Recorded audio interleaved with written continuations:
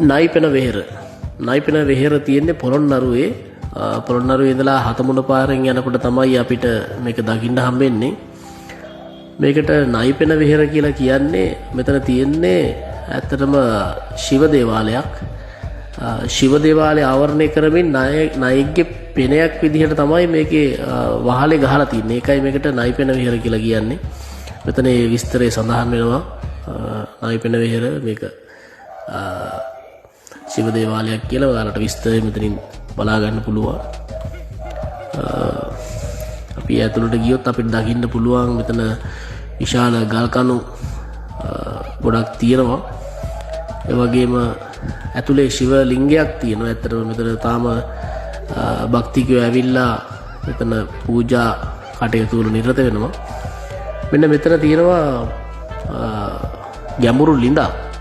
ඒ හින්දා ඔය වීඩියෝ එහෙම කරනවා නම් උඩ බලන්න යන්න එපා. ඒක වැටෙන්න පුළුවන්. මොකද ගැඹුරු ලිඳක් තියෙන පොඩි ළමයි එහෙම එකගෙන එනවා නම් පොඩ්ඩක් පරිස්සමින් එන්න ඕනේ. මෙන්න බලන්න මේක හොඳ ලිඳක්, හොඳ ආරක්ෂිත, හොඳ මේ බලන්න මේ පොඩ්ඩක් ගැඹුරුයි.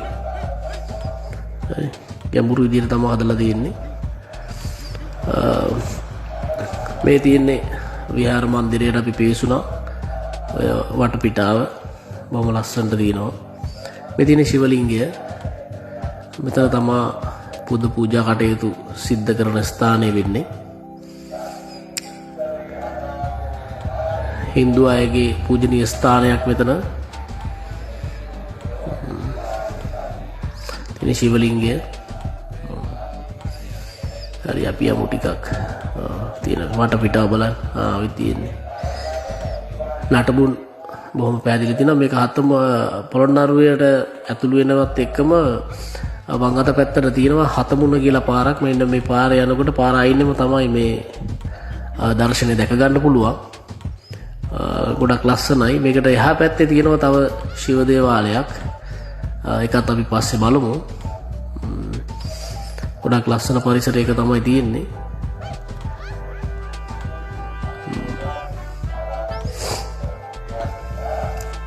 පැත්තට ගිහිල්ලා බලමු. තියෙන ශිවලිංගය. ඔන්න අපේ පාර ඉස්සරහින් පේන්නේ අපි ආපු පාර. ගොඩක් ගල් කණු තියෙනවා. ඉතින් ලස්සනට තියෙන්නේ නැති ඒ කාලේ. නයිපෙන වෙහෙර. නයිපෙන වෙහෙර කියන්නේ අර ශිවලිංගය වට කරමින් නායකගේ පෙනයක් ආකාරයට තමයි මේකේ වහලේ නිර්මාණය වෙලා තියෙන්නේ. ඒ හින්දා තමයි නයිපෙන වෙහෙර කියන්නේ.